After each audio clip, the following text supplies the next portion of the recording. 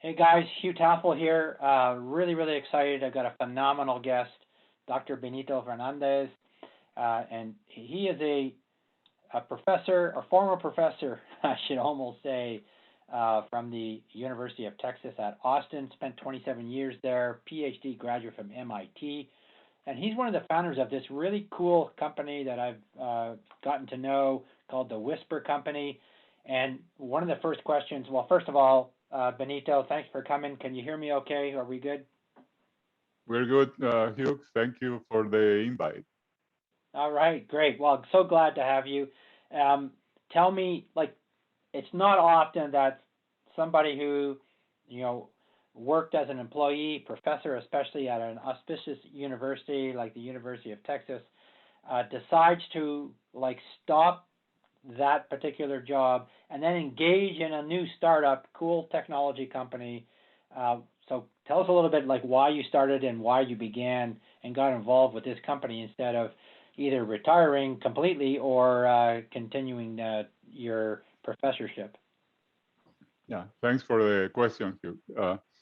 As a professor, I did a lot of research trying to solve problems for industry. And in the process, we developed a lot of technology. I have 5 patents already. And when I got to this particular problem, we developed some technology that I believe it was ripe for commercialization. Although I'm not at the retiring age, I decided to leave the university and then start this company, the Whisper Company.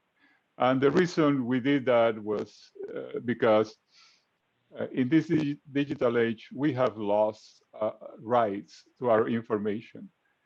We have this model where you give, for convenience of use, you give your information to companies that basically are ransoming that information. And that should have never happened. We at the Whisper Company believe that private and secure communication is a human right. And we want to give you, the people, the freedom to share information without being worried who's listening and what information they are grabbing for you. So that's why I decided to retire.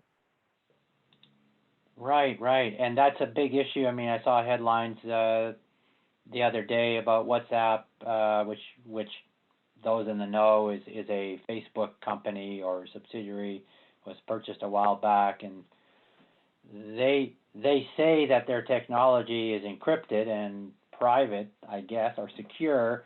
You're going to tell me differently, and so tell me a little bit about that, because I think that's why you've coined your technology Invisible Ink, right? Like, so to explain to me what that technology is, why that name Invisible Ink, and how that technology differs from what, you know, the big tech guys say that their messaging is secure.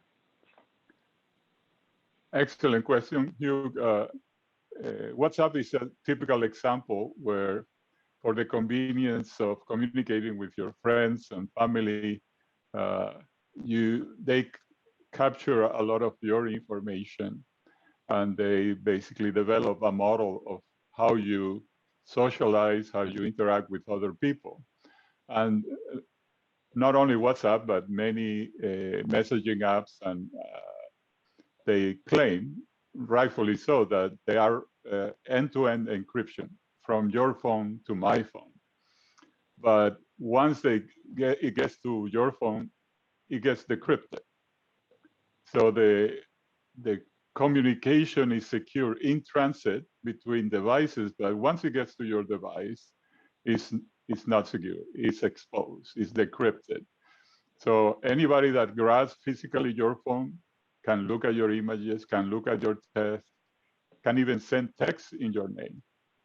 And if a hacker compromises your phone remotely, they don't have to physically grab it. They also have access to that information. The other thing that happens, many apps now and telephones and smartphones use biometrics like Face ID to get you access to the phone. but they stop there. Once you are in, anybody else can grab the phone and then look at all your messages and information. We don't stop. We continuously use the biometrics, the Face ID, to authenticate that you are still using the phone, nobody else. So Cool. only you have access to your information. Okay. The other Can you aspect, give me examples, Benito, how, like, so you kind of explain this, because you're kind of talking about ownership of the message, right? Explain what you mean, if you don't mind. sure. So the information that we share belongs to the owner, the sender of the message. And I, as an owner, I'm giving you rights to view it, obviously, because this is a messaging app. But I can give you other rights. I can give you rights to share it, to save it, to print it, to forward it, or not. I control the ownership of that message. And at any time, I can basically remove, delete the messages, the images, the videos, voice messages, or documents I have sent you, because I am the owner. Another important difference with what is out there is the idea of security of the information.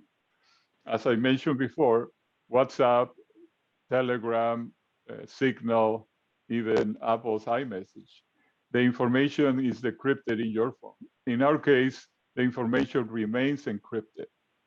Only when your eyes are looking at your device, that's when the message is decrypted. We call this eye-to-eye encryption.